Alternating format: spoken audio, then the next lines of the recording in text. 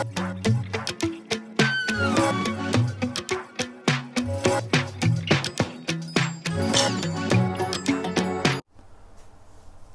sejahtera Malaysia. Denyut tadi suara rakyat bergema di channel ini. Sekarang kamu rasa? Karim jawab Sanusi, mohon tanggung kau Sukma.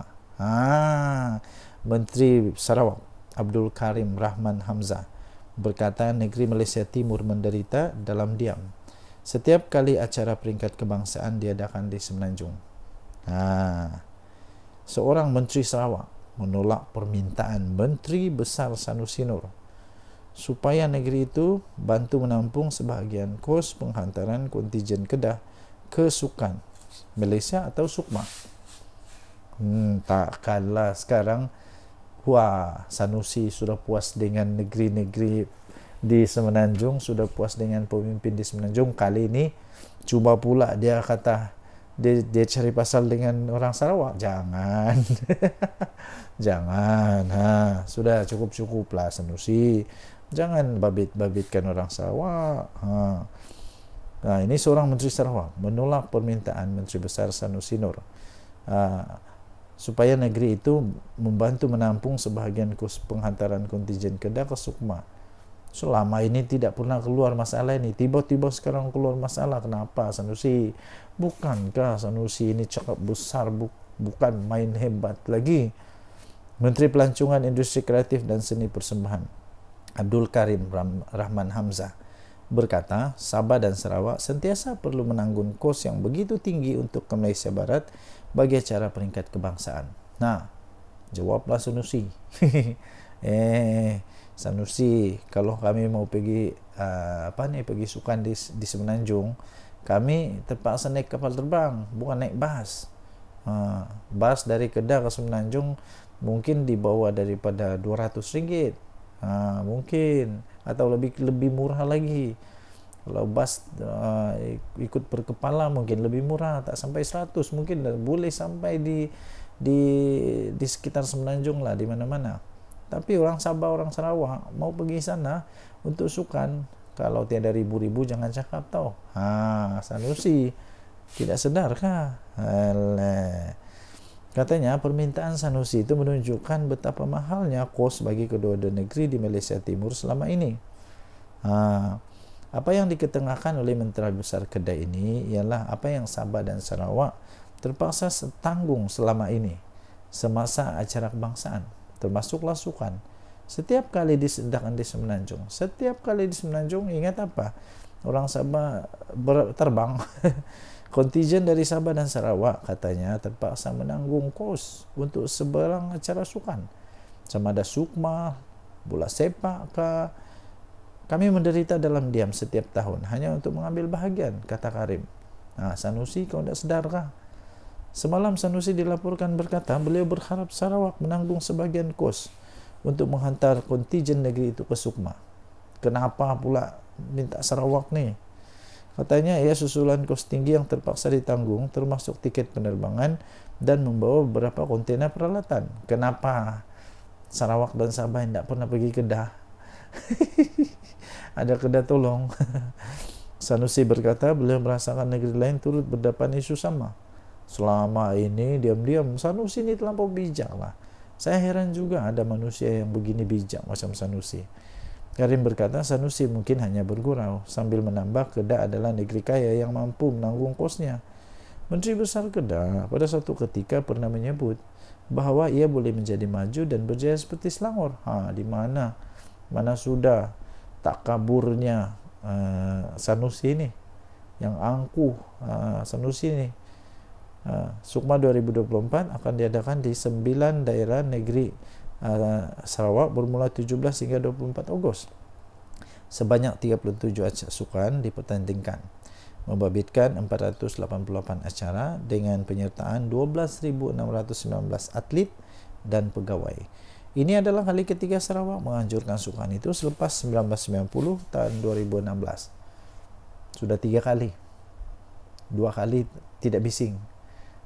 Sekali Sanusi bising. Temberang betul. Sekarang kedapatan lah temberangnya di mana? Cakap bukan main lagi. Kenapa Sabah dengan Sarawak waktu pergi Semenanjung kami naik apa? Sanusi. Dan di Suara Rakyat bergema di channel ini. Yang heran lagi, negeri lain senyapnya, kenapa Sanusi ini macam mau jadi hero saja. Tapi satu je lah, saya mau bagi tahu Sanusi, jangan kamu kacau-kacau orang-orang di Sabah Sarawak. Kalau Sanusi mau gaduh dengan orang-orang kamu saja lah, tidak payahlah ajak-ajak orang Sabah Sarawak. Dan di Suara Rakyat bergema di channel ini. Bye-bye. Salam sejahtera Malaysia. Dan di Suara Rakyat bergema di channel ini. Dulu cerita kes Altan Tuya memang sangat terkenal. Lepas itu sudah ada penyelesaian, muncul semula. Hari ini muncul semula cerita tentang Altan Tuya. 11 Julai 2024. Diterbitkan pukul 5.54 petang tadi. Free Malaysia Today. Keluarga Altan Tuya mohon kuat kuasa penghakiman RM5 juta.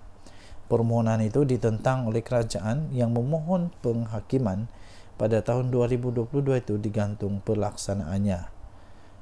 Keluarga Altan Tuya Saribu memohon penghakiman sebanyak 5 juta ringgit Malaysia dikuatkuasakan terhadap kerajaan yang didapati telah bertanggungjawab secara bersama dan berasingan dengan penganalisis politik iaitu Abdul Razak Baginda dan 2 lagi bekas anggota polis atas pembunuhan wanita itu pada 18 tahun yang lepas. Dalam permohonan yang telah difailkan bulan lepas, keluarga itu meminta Mahkamah Tinggi Shah Alam untuk mengeluarkan perakuan di bawah Seksyen 33.1 Akta Prosiding Kerajaan 1956. Mereka juga memohon untuk kerajaan membayar faedah sebanyak 4.25 juta lagi, jumlah terakhir sejak saman difailkan pada tahun 2007 dan kos RM25,000 seperti yang telah dianugerahkan oleh Hakim Perbicaraan Wazir Alam Maidin Merah pada 16 Disember 2022. Permohonan itu disokong oleh afidavit yang ditandatangani oleh Peguam Sanjit Kaur Deo. Sanjit berkata kerajaan memfailkan afidavit awal bulan ini untuk menentang permohonan itu. Kerajaan juga memfailkan permohonan menggantung pelaksanaan penghakiman sehingga permohonan penguatkuasaan selesai, katanya. Beliau berkata tindakan pelaksanaan ini juga akan dimulakan dengan Razak yang tidak memohon penggantungan penghakiman. Sanjit berkata ibu bapa Altan Tuya Saribu Setev dan Altan Setet Seg Sanja dan anaknya Mugun Sagai memfailkan permohonan itu kerana tiada kemajuan dalam perundingan penyelesaian dengan Putrajaya berhubung pembayaran jumlah yang perlu dibayar mengikut penghakiman. Kerajaan dan Razak mengaku menjalinkan hubungan dengan Altan Tuya telah membuat rayuan terhadap kuantum dan liability. Sementara itu, keluarga Altan Tuya memfailkan rayuan balas untuk mendapatkan pampasan lebih tinggi. Altan Tuya telah ditembak di kepala di sebuah hutan di Puncak Alam sebelum mayatnya diletupkan pada tahun 2006 yang lalu. Bekas anggota polis Azilah Hadri dan Sirul Azhar Umar didapati bersalah dan dijatuhi hukuman mati atas pembunuhannya. Razak, bekas pembantu kepada Timbalan Perdana Menteri pada ketika itu, iaitu Najib Razak, didakwa telah bersubhat dengan Azilah dan Sirul tetapi dibebaskan tanpa dipanggil membela diri. Sirul yang dibebaskan daripada tahanan imigresen di Australia pada tahun lepas kini menetap di Canberra dan Azilah banduan akhir di penjara Kajang tidak mencabar saman keluarga itu. Dalam penghakiman bertulisnya yang dikeluarkan pada minggu lepas, Wazir berkata beliau terpaksa menunggu inferens bertentangan berhubung Razak selepas beliau memilih untuk tidak memberi keterangan secara bersumpah atau membayar saksi dalam prosiding saman itu. Wazir berkata Sirul dan Azira juga mengaku kepada beberapa pegawai polis bahwa mereka telah menyebabkan kematian Al-Tantuya dengan menembaknya menggunakan senjata api, kemudian meletupkan mayatnya dengan bahan letupan gas tentera. Beliau berkata, kelakuan Razak sebelum dan selepas kematian bangsa menimbulkan inferens yang tidak dapat ditolak bahawa dia bersubahat dengan anggota-anggota polis tersebut. Katanya, Sirul dan Azilah tidak mempunyai alasan sendiri untuk membunuh Al-Tantuya. Denyut nadi suara rakyat bergema di channel ini. Jangan lupa untuk tekan butang subscribe, like dan share. Malaysia kita punya, cintai Malaysiaku, kita jaga kita. Sila tinggalkan komen anda. Kita jumpa lagi. Salam sejahtera Malaysia. Bye-bye. Salam sejahtera Malaysia. Giliran bersatu kena saman. Bersatu kena saman. Siapa yang saman? Orang dia sendiri, tahu. Bekas orang dia sendiri, orang kanan dia sendiri. Saman bersatu. Nah, inikah kehebatan bersatu? Suhaili menyaman bersatu, dan mohon pengisytiharan bahawa pemecatan kepada beliau itu adalah tidak sah. Ahli Parlimen Labuan ini telah memfailkan saman itu menerusi Tuan Feroz Julian pada 1 Julai lepas di Mahkamah Tinggi Shah Alam.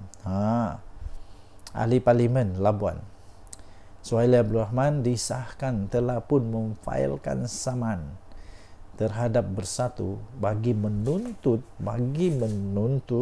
pengisytiharan bahawa pemecatan keahlian beliau daripada parti itu adalah tidak sah dan menyalahi undang-undang. Beliau memfailkan saman itu menerusi Tuan Feroz Julian 1 Julai lepas di Mahkamah Tinggi Shah Alam dan menamakan Muhammad Suhaimi Yahya sebagai defendant. Nasib baik bukan Muhyiddin Yassin. Ialah apa kena mengena dengan Muhyiddin Yassin pula kan.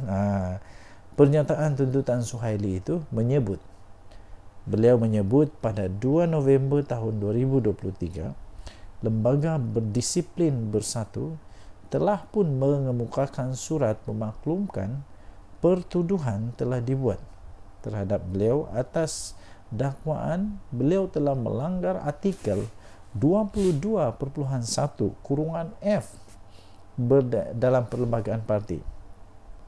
Beliau berkata, surat itu memaklumkan bahawa satu laporan telah dibuat berhubung kenyataan akhbarnya yang menyokong Perdana Menteri Datuk Seri Anwar Ibrahim. Suhaili berkata pada 3 November tahun 2023, beliau telah menulis surat pun kepada lembaga disiplin untuk menjelaskan bahawa kenyataan itu dibuat kerana kegagalan parti untuk menyediakan dana untuk membantu rakyat di Labuan. Beliau mendakwa walaupun telah memberikan penjelasan yang munasabah, lembaga disiplin itu secara salah di sisi undang-undang dan tidak rasional yang telah memutuskan untuk menggantung keahliannya selama 6 tahun pada 7 November tahun 2023. Susulan daripada itu, Suhaili berkata beliau menyaman parti itu melalui Setiausaha Agung Bersatu sendiri Hamzah Zainuddin di Mahkamah Tinggi Kota Kinabalu pada 19 Disember tahun 2023. Namun kes tersebut telah dibatalkan selepas mahkamah berkenaan memutuskan ianya perlu difailkan di Mahkamah Tinggi Malaya. Pada 17 Mei lepas, Suhaili mendakwa menerima surat daripada Setiausaha Agung memaklumkan bahawa beliau telah dipecat secara automatik atas alasan telah memfailkan saman terhadap parti itu berdasarkan artikel 10.2.6 Perlembagaan Bersatu. Susulan daripada pemecatan saya itu katanya, Setiausaha Agung turut menyatakan bahawa saya bukan lagi seorang ahli parti dan oleh itu kerusi parlimen saya hendaklah dikosongkan, katanya dalam kenyataan itu. Jadi ini pening kepala sudah ni. Jadi yang penting memang rasanya Suhaili ini memang sudah hilang sabar dan sekarang dia betul-betul saman. Dia betul-betul saman bersatu. Kali ini memang betul dia marah lah. Oke, jadi inilah kehebatan bersatu, kena saman oleh ahli sendiri, bekas ahli sendiri. Dulu ahli, sekarang bekas lah. Denyut Nadi Suara Rakyat bergema di channel ini. Bye-bye. Salam sejahtera Malaysia. Denyut Nadi Suara Rakyat bergema di channel ini. Kalau saya bagi satu teka-teki, mungkin semua orang tahu. Satu Malaysia tahulah siapakah manusia di Malaysia ini yang dulu pernah kena saman fitnah, kalah. Lepas itu dia pergilah minta derma, minta tolong supaya dia dapat bayar saman. Siapa dia? Saya bagi clue sedikit lah. Dianya bekas UMNO. Lepas itu tiba-tiba sekarang entah apa kejadiannya, dia pula sekarang macam jadi musuh besar UMNO. Siapa dia? Papa Gomo lah. Siapa lagi? Papa Gomo sekarang nih memang bermasalah besar. Dia boleh berhadapan dengan penjara. Dia boleh dipenjara berapa tahun? Penjara 3 tahun maksimum. Dia boleh dipenjara 3 tahun. Kesian Papa Gomo. Kalau Papa Gomo yang sekarang nih 41 tahun. Aku baru tahu rupanya aku lebih tua dari Papa Gomo. Muda lagi rupanya manusia nih, baru 41 tahun.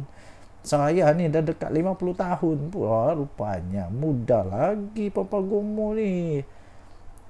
Papa Gomo tidak fikir panjang kan tentang masa depan dia. Kalau dia kena penjara 3 tahun, dia sudah ada rekod jenayah sebagai banduan. Papa Gomo memang dia boleh dipenjara 3 tahun maksimum atau denda RM5.000 atau kedua-duanya jika sabit kesalahan.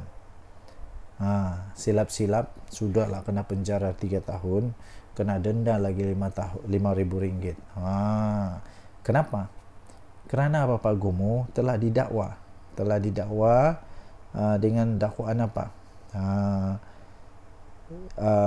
Apa itu? Papa Gomo telah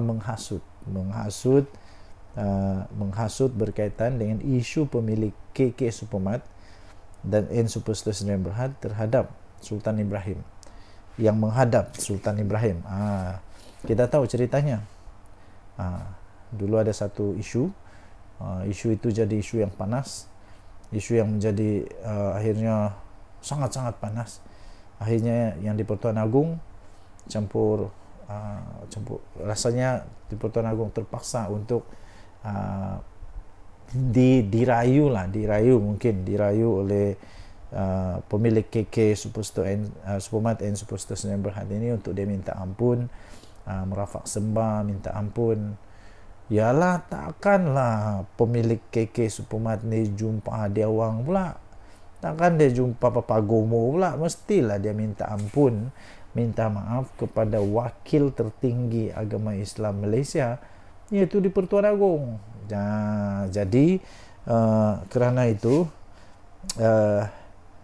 dia itu Papa Gomo didakwa menerbitkan kenyataan yang bersifat menghasut. Hairan jugalah, Papa Gomo kena. Lepas tu siapa lagi? Che Gubrad pun kena. Siapa lagi?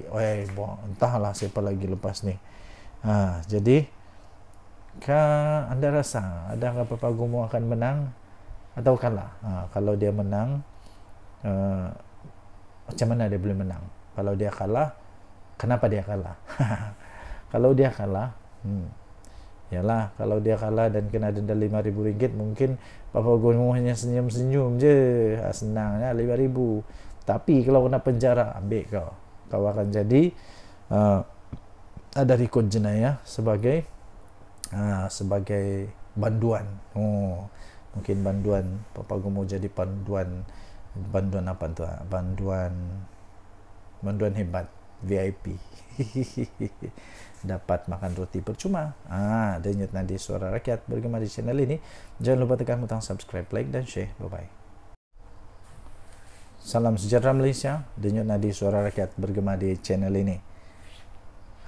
Apa pula perkembangan terkini untuk Che Gubrad yang memang terkenal sekarang ini kerana beliau dapat pelbagai cara untuk diperkenalkan. Untuk diperkenalkan, oke. Jadi banyaklah cara untuk saya perkenalkan dia. Tapi salah satunya cara untuk kita mengenal dia ialah yang sekarang ini dihadapkan ke mahkamah kerana kes menghasut. Kes menghasut. Dalam banyak-banyak cara untuk kita memperkenalkan diri kepada orang, paling tak seronok adalah yang diperkenalkan kerana ada kes mahkamah. Tapi apa boleh buat? Itulah realiti dia. Ini perkembangan terbaru untuk kes hasutan. Kes hasutan Cikgu Bard 26 November ini. Badrul Hisham Saharin berdepan pertuduhan menghasut yang akan merosakkan nama baik yang di-Pertuan Agong Sultan Ibrahim di Facebook. Paling hebatlah, ini pengenalan paling hebat. Sudahlah kalau diperkenalkan Cikgu Bard yang didakwa di mahkamah kerana menghasut. Paling hebat lagi, tahu tak siapa? Kamu tahukah siapa yang dia hasut? Yang dia cuba untuk hasut, yang dia didakwa cuba untuk hasut adalah yang di Pertuan Agong. Waduh, macam manalah ada manusia begini ni. Tapi masih belum ada keputusan. Cuma pada 26 November ini kita dengarlah perbicaraan kes Badrul Hisham atau Cikgu Bard yang berdepan pertuduhan telah menghasut yang akan merosakkan nama baik siapa? Yang di Pertuan Agong. Hairan jugalah, sejak kebelakangan ni banyak sungguh manusia di Malaysia ni yang memang seolah-olah sudah lupa. Sudah lupa bahawa kita menganggap raja-raja kita ni berdaulat. Tapi sekarang bukan main lagi. Siap ada kena dakwa hasutan, menghasut di Pertuan Agong lagi di mahkamah. Siapa dia? Cikgu Bard yang menghasut di Pertuan Agong, yang boleh menyebabkan merosakkan nama baik yang di Pertuan Agong Sultan Ibrahim di laman Facebook miliknya yang bermula 26 November di Mahkamah Seksyen pada hari ini. Pada pendapat anda, bolehkah Cikgu Bard kalahkan mahkamah? Bolehkah Cikgu Bard menang dalam kes hasutan ini?